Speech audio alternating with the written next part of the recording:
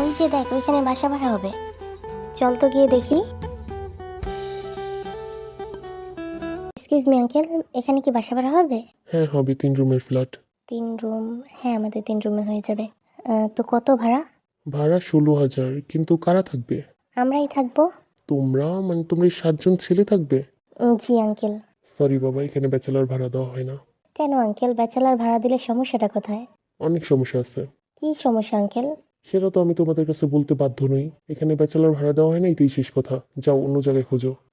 Thank you uncle. বাসা মনে হয় আর পাবো না রে। আরে পাবো, চিন্তা করিস না। এক্সকিউজ মি, এখানে ভাড়া? সরি, এখানে ব্যাচেলার ভাড়া হয় না।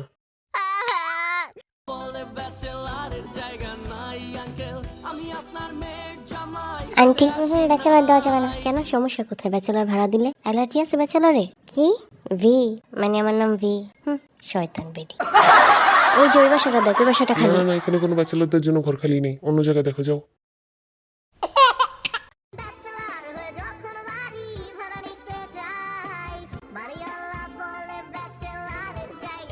Bachelor not allow.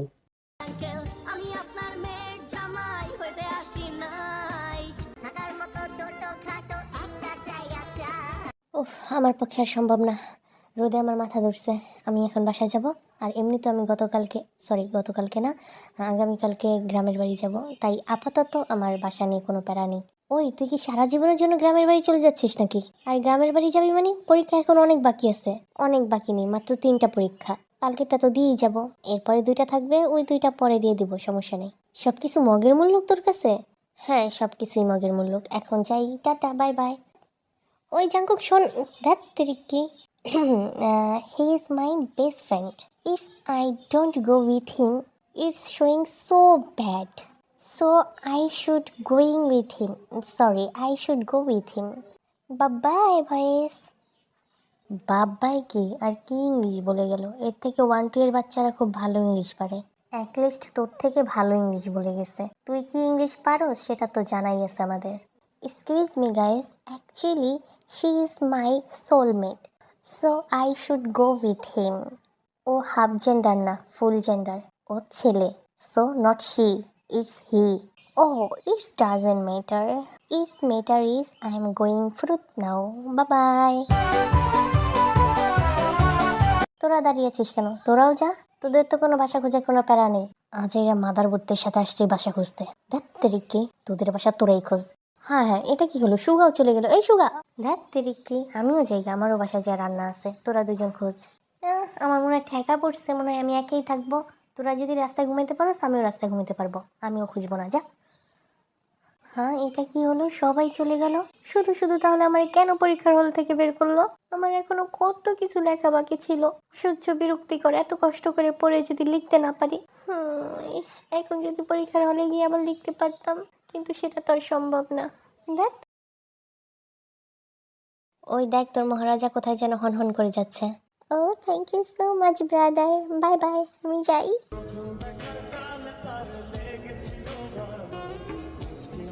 কে কি ফলো করছে না? না, কে করবে ফলো?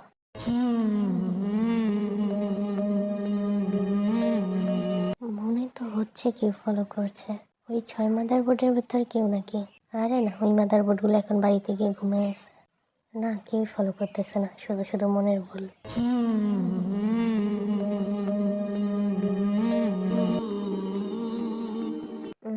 ফলো তো মাস্ট বি কেউ না কেউ করতেছে। দেখ, যে করে করুক। এবার বিরক্তি লাগতেছে। ওই কে রে? কোন মাদারবোর্ড আমরা ফলো করতেছিস? মাদারবোর্ড সাহস থাকলে পিছন থেকে ফলো না করে সামনে আয়, ঠ্যাং ভেঙে দেবো। ওরে মাম্মা, কিভাবে ধরলো যে আমি ফলো করতেছি? কত সতর্কতার সহিত ফলো করলাম, তারপরও ধরা খেয়ে গেলাম। দিনের শুরুতেই কপালটা খারাপ, ধরা খেয়ে গেলাম।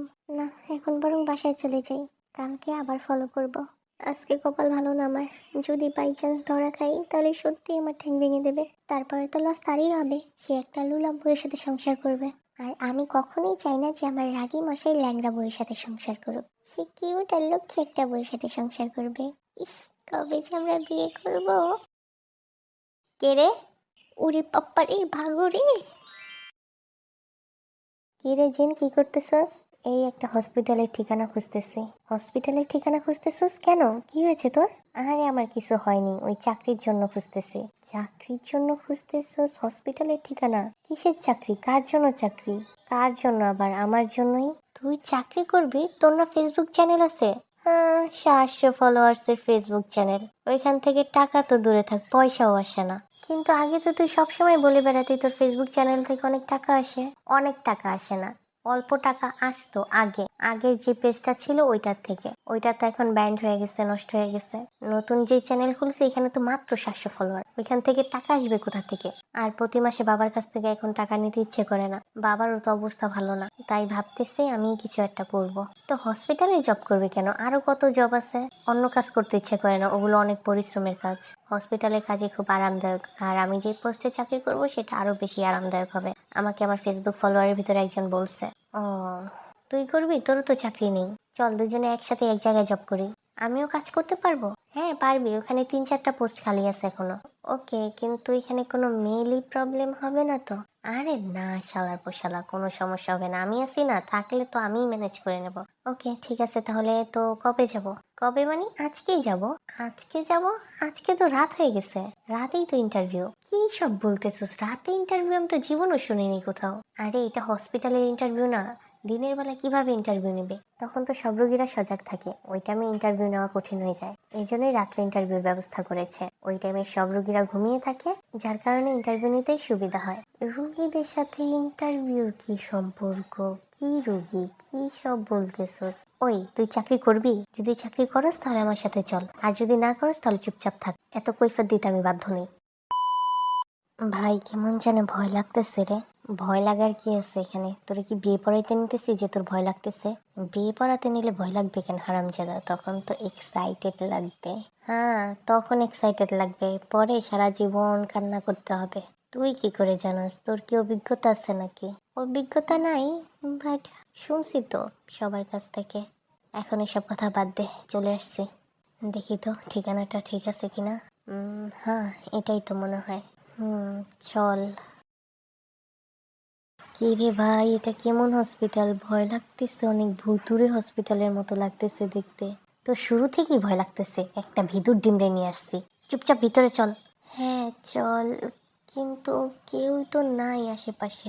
রাত বাজে 10টা, এখন কি সবাই বাইরে দাঁড়িয়ে থাকবে? সবাই ভিতরে চল। রাত 10টা বাজে, কোন পাগলে আসে ইন্টারভিউ দিতে? তুই আসবি নাকি এখান থেকে যাবি? না, এত দূর যখন চলেই আসছি তখন যাই তোর সাথে। হ্যাঁ, আল্লাহ বাঁচাও। তাড়াতাড়ি হাঁট। এবার কোন দিকে যাব? এদিকে চল। সত্যি তো কোনো মানুষই নেই, মানুষ তো দূরে থাকে, একটা কুত্তাও নেই। তখনই বলছিলাম জায়গাটা আমার কাছে সুবিধার লাগে না। আরে সুবিধার লাগারই কি না লাগারই কি, এখানে কি ভূত আসবে নাকি? আর ভূত আসলে আমার ওয়ার্ল্ড ওয়াইড হ্যান্ডসাম ফেস দেখে ক্রাশ খেয়ে যাবে। তোর ভয় লাগতেছে কিন্তু আমার ভালোই লাগতেছে। কি সুন্দর একা প্লেস। আমারও ভালো লাগতেছে কিন্তু একটু ভয়ও লাগতেছে। চল একটু ব্যায়াম করে নি।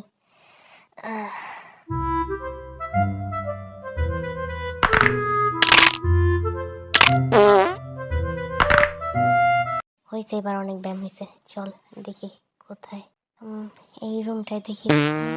এই রুমটাও তো খালি, সব খালি, পুরা আশেপাশে কেউ নাই। আমার মনে হয় তোরে কেউ ভুল ঠিকানা দিছে। এবার আমারও মনে হইতেছে পুরা ভুল ঠিকানা। তবে যেও একটা কথা ভেবে দেখছস কি? এই জায়গায় কেউ থাকে না, পুরা খালি। আমাদেরও বাড়িয়ালি বাসা ছেড়ে দিতে বলছে। এর মানে আমরা ফ্রি টাকায় এখানে থাকতে পারবো যতদিন ইচ্ছা। এটা তো পরিত্যক্ত একটা জায়গা। ঠিকই বলছস রে। তবে কোনো ভূত পেতনি যদি থাকে? আরে ভূত পেতনি থাকলে এতক্ষণে চলে আসতো না আমার ওয়ার্ল্ড ওয়াইড হ্যান্ডসাম ফেসের রূপ দেখে।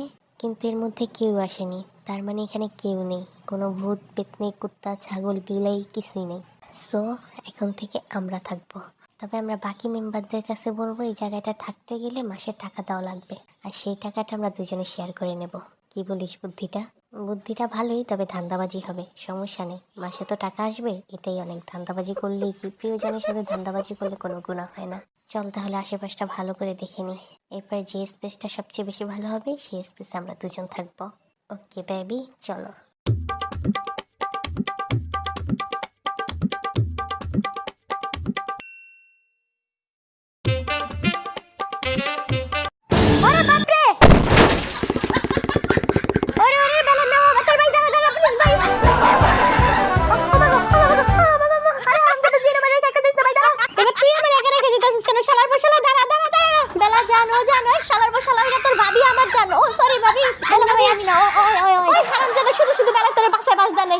আরে শালার পোশালা এদিকে গেটে দিকে আয়। ওরে বাপ রে বাপ, এটা কি কিয়ামত দেখে আসলাম। আল্লাহ, হে রে ভাই। এই তোমরা কারা, ভিতরে কি করে ঢুকলে? জি জি, আমরা হ্যাঁ তোমরা কি করতে এসেছো এখানে? জি মানে আঙ্কেল, আমরা ইন্টারভিউ দিতে এসেছিলাম। ইন্টারভিউ দিতে এসেছো এখানে পাগলা গারদে? কি এটা পাগলা গারদ? হ্যাঁ এটা পাগলা গারদ। কেন তোমরা জানো না আমাদের দেশের মধ্যে সর্বোচ্চ মেন্টাল হসপিটাল এটা। দেশের প্রত্যেকটা মেন্টাল হসপিটাল থেকে সবচেয়ে বেশি যে উন্মাদ পাগল আছে তাদেরকে এখানে রাখা হয়। এটা খুব ডেঞ্জারাস প্লেস। এখানে ডক্টরই খুব সাবধানে আসে, আর যারা পাগলদের পরিচর্যা করে তারা ওই সব পাগলা গারদ থেকেই সিলেক্ট হয়ে আসে। এখানে তো আলাদা কোনো কর্মচারী নেওয়া হয় না। তো তোমরা কিসের জন্য ইন্টারভিউ দিতে এসেছো? আসলে আঙ্কেল, আমার একটা ফলোয়ার আমাকে এখানে আসতে বলছে। এখানে নাকি চাকরি দেওয়া হয়, খুব ভালো চাকরি, মাসের স্যালারিও খুব বেশি আর পরিশ্রম খুবই কম, তাই আর কি এসেছিলাম। না বাবা, তোমাকে যে এইসব ইনফরমেশন দিছে সে তোমাকে ভুল ইনফরমেশন দিছে। এখানে কোনো চাকরির জন্য কাউকে নেওয়া হয় না। যাও বাবা বাড়িতে যাও, শুধু শুধু কতগুলো ভয় পেলে। সাবধানে বাড়িতে যাও, বাড়িতে গিয়ে নুন আর কালি মিশিয়ে তারপর একটু খেও, তাহলে আর জ্বর আসবে না। নয়তো ভয়ের কারণে জ্বর আসতে পারে। আচ্ছা আঙ্কেল, থ্যাংক ইউ। ওই সুগা, জানিস কালকে না আমি কোনো লবণ আর কালি খাই নাই, কিন্তু আমার কোনো জ্বরই আসে নাই। তার মানে আমি ভয় পাই নাই, নয়তো ওই বেটায় ভাউতাবাজি দিছে। না, ভাউতাবাজিও দেয় নাই, এগুলো কুসংস্কার। আমিও যখন ছোটবেলা ভয় পেতাম তখন দাদি এইসব মতরবোধ পরীক্ষার সময় তোর এইসব ফালতু কথা মনে পড়ছে, চুপচাপ পরীক্ষা দে। এখানে যে হোক কে? জি আমি। আসো আমাদের সাথে আসো। কেন স্যার, কি করেছি আমি? সেটা থানায় গেলেই জানতে পারবে। আসো, এই ওকে নিয়ে আসো। আর বাকি তিনজনকে ধরেছো? জি স্যার, ওদেরকে নিয়ে আসতেছে। ওই আরেম, জি আঙ্কেল। তোমার বন্ধু জেহব আর বিমিন কুককে পুলিশ ধরে নিয়ে যেতেছে। পুলিশ ধরে নিয়ে যেতেছে কেন? জানি না। ও আল্লাহ। স্যার ওরা কি করছে স্যার? স্যার কেন নিতেছেন স্যার? এই ওরা হ্যান্ডকাপ পরো না কেন? হ্যান্ডকাপ পরো। ভাইয়া প্লিজ স্যার, ওদেরকে ছেড়ে দিন স্যার, ওরা কিছু করেনি। কিছু করেছে না না করেছে সেটা আদালতেই প্রমাণ হবে। স্যার ওরা কি এমন করেছে যে ওদেরকে এইভাবে নিয়ে যাচ্ছেন? আমার স্টুডেন্টগুলো অনেক দুষ্ট আমি জানি, কিন্তু এতটা খারাপ নয় যে কোনো ক্রাইম করবে।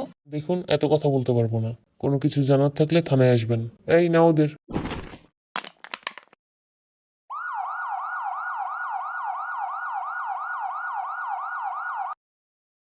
আজকের পর্ব এই পর্যন্তই। আগামী পর্ব খুব শীঘ্রই দিব ইনশাল্লাহ, সম্ভবত পরশুদিন দিতে পারি।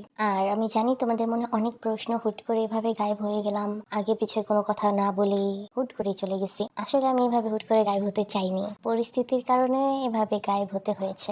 একটু পার্সোনাল প্রবলেম ছিল, যার কারণে ইউটিউব থেকে কিছুদিনের জন্য, কিছু মাসের জন্য বিরতি নিতে হয়েছে। আমি তো ইউটিউবে ব্যাক করতেই চাইনি, কিন্তু তোমাদের ভালোবাসার কারণে আবার ব্যাক করলাম। তো যাই হোক, আই এম সরি, সত্যি খুব সরি এভাবে তোমাদের কোনো কিছু না জানিয়ে হুট করে চলে যাওয়ার জন্য। ইনশাল্লাহ মনে হয় না যে আবার এভাবে চলে যাব, যদিও চলে যাই তাহলে বলে তারপরে যাব।